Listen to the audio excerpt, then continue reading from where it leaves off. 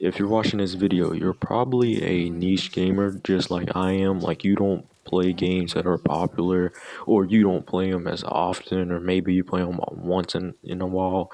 What I mean by a niche gamer is like how I like tell if someone's a niche gamer is if they play games that are not like mainstream. Of course, that's the obvious one. And second, they play games that are not that a lot of people may not like or just can't get into. And I want to just talk about just that. I want to talk about the gaming discourse of like games that have like mixed gameplay loops or just niche games in general, right? The media tells us that we shouldn't, support these type of games, and there's a whole different argument with live service. We'll talk about that later. Um, just right now, I just want to talk about the discourse, argument about it, and it's just about like, oh, is this game good or is it bad or is it, aggressively mediocre, etc., etc. And yeah, if you're a niche gamer like I am, like maybe you play tribes. I know a lot of niche gamers play tribes. If you play Splitgate, especially if you're from this channel, or if you may have been one of the few people that played High Guard. I mean, hey, I enjoyed High Guard a little bit. I think, like everyone else said, it just needed more time. But with live services, there's not really much time you can have, especially if you got like a publisher like Tencent. Like I said, we'll talk about that later, but in a later section. But right now, what I just want to talk about is that it's okay to be a niche gamer. Like, I've actually given up the mainstream media, the mainstream games like, Resident Evil 9, Silk Song, Battlefield 6, Expedition 33, the quote unquote masterpieces that everyone wants to talk about and stuff. I've given up on that because I just don't have any interest in playing those games. Yeah, yeah, sure. Those games can be really amazing experiences, right? Like, there's no doubt about it. Like, Expedition 33 have won those awards and the game awards for a reason, right? Because the game developers actually cared and they had passion, right? But the other studios that you guys claim to think that are in the corporate AAA corporate side are really not. Yeah, they may have, done a little slick up. Oh, we may have messed up, and it happens. Games take like not a good turn. Like, yes, it happens. Maybe MTX goes crazy, whatever the drama is, whatever. But as long as they fix it and they actually listen to the community, then that's a good thing, right? I would rather a game company to listen and actually take action than one that doesn't listen but is in the mainstream media, right? Like, I just rather that than this. And yeah, man, like, I know a lot of people like to call, a lot of these games, Splitgate, Marathon, X Defiant, High Guard. I forgot about X Defiant. Godly, I'm sorry, guys. I actually enjoyed X Defiant a little bit, not as much as I do Splitgate, but I did see potential in the game. I will say those games where people they outed them as like aggressively mediocre. Now, High Guard, I can see why, kinda. I mean, well, personally, this is a personal thing, right? I can kind of see why.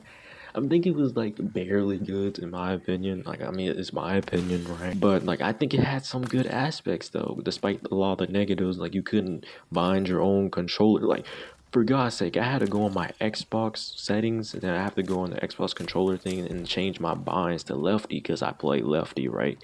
Like, I don't shoot with RT like everyone else does. Like, I shoot with LT and I aim down sights with RT, right? Like, I'm pretty different from a lot of people that play FPS games. So I have to really go on my way to do that, and sometimes I'll be forgetting to change it back. When I play a game like Splitgate that aren't has customizable binds, I'm like, oh, so then I have to go back and change it. Like, it's kind of like it's crazy. That's all you gotta say. I mean, that's all you can really say. And you couldn't turn off motion blur. It was so boy.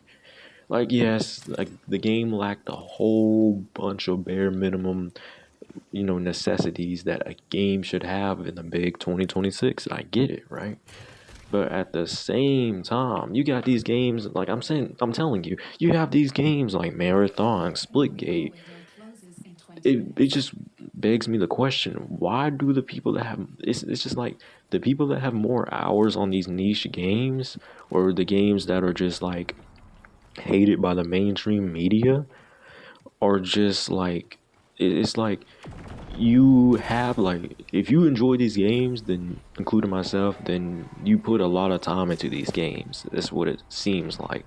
It seems like the more time that people put into these games, they understand why the game, cultivates you. Like, you see what I'm saying? Like, for Splitgate, you gotta basically learn the portal routes. You gotta learn how to triple portal, and once you do that, it's addicting. The gameplay loop is addicting. Same thing for Marathon here. Once you learn where all the people are, where all the players can spawn in a location, whether it's dire mash or perimeter or whatever the case may be. Once you learn the spawn locations of all the maps, or at least the certain maps that you like to play on, then the experience of trying to find players will be a lot easier for you if you're a PvP guy. And yes, this game is more centered around that competitive aspect. So it's not going to be, the entry level is a little bit higher, well, actually much higher than, let's say, Arc Raiders. And it's not as convoluted as, let's say, Tarkov, right? But at least, and I'm telling you, at least I would say it's kind of medium-ish that I think most people could get into it if they put the time and effort into it. That's why, like, for example, like I said with Splitgate, for X Defiant, I'll say once you learn the spawns, once you kind of get back into the flow of things, learn to get higher KDs and stuff, the experience just gets better. Once you become a higher KD player, the experience just gets better. That's just how it is. Once you get better, you get a better experience. I'm not saying it's a skill issue if you don't like Marathon. Oh, it's a skill issue if you don't like Splitgate. Oh, you don't like X-Define, that's a skill issue.